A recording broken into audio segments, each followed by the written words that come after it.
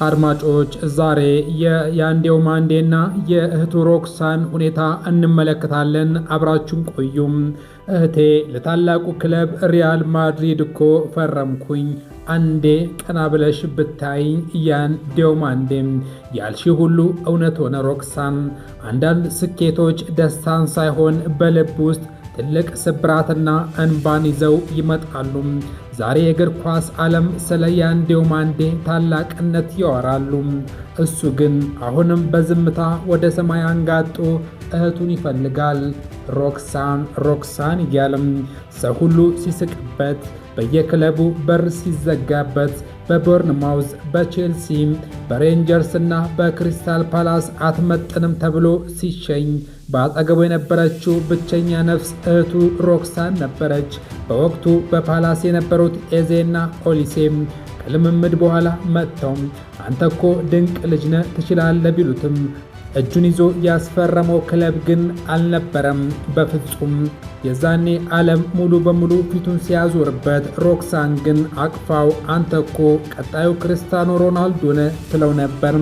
ገና እግሩ ላይ እውነተኛ የኳስ ጫማ እንኳን ሳይኖረው ለሰዎች ሁሉ ወንድሜ በዓለም ላይ ምርጡ ተጫዋች ይሆናል ብላ በኩራት ትናገር ነበር። በቴሌቪዥን የኪሊያን ማፔ ጨዋታ ሲመለከቱም ማፔ ጎበዝ ነው፣ ግን የኔ ወንድም ይበልጠዋል ትለው የነበረችው ያቺ አፍቃሪ እህቱ ዛሬ እሱ ከማድሪድ ጋር ተጫውቶ ከማፔ ጋር ማሊያ ሲቀያየር አጠገቡ የለችም። ሮክሳን እኔ ትልልቅ ቪላዎችን አልፈለኩም፣ ውድ መኪኖችም አልተመኘሁም። የፈለኩት አንድ ነገር ብቻ አንቺ ስለኔ የተናገርሽው እውነት መሆኑን ለዚህ ጨካኝ ዓለም ማሳየት።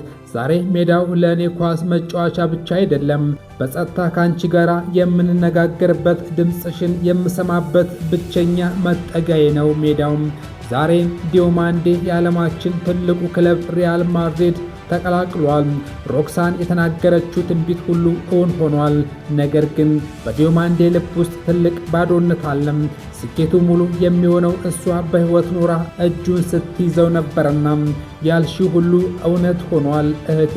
እስከ መጨረሻው እስትንፋሴ ድረስ ትክክል እንደነበርሽ ለዓለም አረጋግጣለሁ። ለዚህ ጨካኝ ዓለም ማለት ነው። ወንድሟን ዓለም ከጠላው በላይ ለወደደችው፣ በጨለማ ውስጥ ብርሃን ለሆነችው ለሮክሳን ነፍስ እረፍትን እንመኛለን። አድማጮች፣ እህት በእርግጥም ሁለተኛ እናት ናት።